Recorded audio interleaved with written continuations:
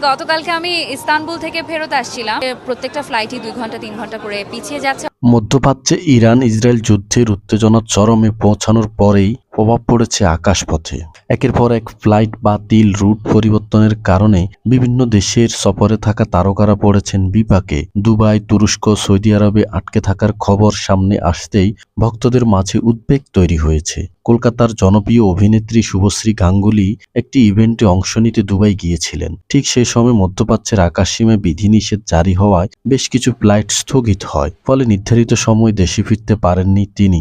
অভিনেত্রীর ঘনিষ্ঠ সূত্রে জানায়, পরিস্থিতি স্বাভাবিক না হওয়া পর্যন্ত তিনি দুবাইতে অবস্থান করছেন। এদিকে স্বামী ও নির্মাতা রাজ চক্রবর্তী তার নিরাপত্তা নিয়ে উদ্বেগ প্রকাশ করেছেন সামাজিক যোগাযোগ মাধ্যমে। তিনি ভক্তদের কাছে শুভশ্রীর জন্য দোয়া চেয়েছেন বলে জানা গেছে। বাংলাদেশের চিত্রনায়িকা ও গায়িকা নুসরাত ফারিয়া তুরস্কের একটি শুটিংয়ে ব্যক্তিগত সফরে ছিলেন। হঠাৎ করে ফ্লাইট জটিলতা তৈরি হওয়ায় তিনি আপাতত ইস্তাম্বুলে আটকে আছেন। ফারিয়া তার ভেরিফাইড সামাজিক যোগাযোগ মাধ্যমে নিজেই নিরাপদে আছেন, তবে ফ্লাইট পরিস্থিতি অনিশ্চিত। দূতাবাসের সঙ্গে যোগাযোগ রাখা হচ্ছে বলে তিনি জানান। বাংলাদেশের জাতীয় ক্রিকেট দলের অভিজ্ঞ ক্রিকেটার মুশফিকুর রহিম ওমরা পালনের উদ্দেশ্যে সৌদি আরব গিয়েছিলেন। যুদ্ধ পরিস্থিতির কারণে বেশ কিছু আন্তর্জাতিক ফ্লাইট বাতিল হওয়ায় তার ফেরার কর্মসূচি পিছিয়ে গেছে। পরিবারের পক্ষ থেকে জানানো হয়েছে, মুশফিক নিরাপদে আছেন। প্রয়োজনীয় আনুষ্ঠানিকতা সম্পূর্ণ করে পরিস্থিতি স্বাভাবিক হলেই দেশে ফিরবেন। বিশ্লেষকরা বলছেন, ইরান ইসরায়েলের উত্তেজনার জেরে মধ্যপ্রাচ্যে কয়েকটি দেশে আকাশসীমা সাময়িক বিধিনিষেধ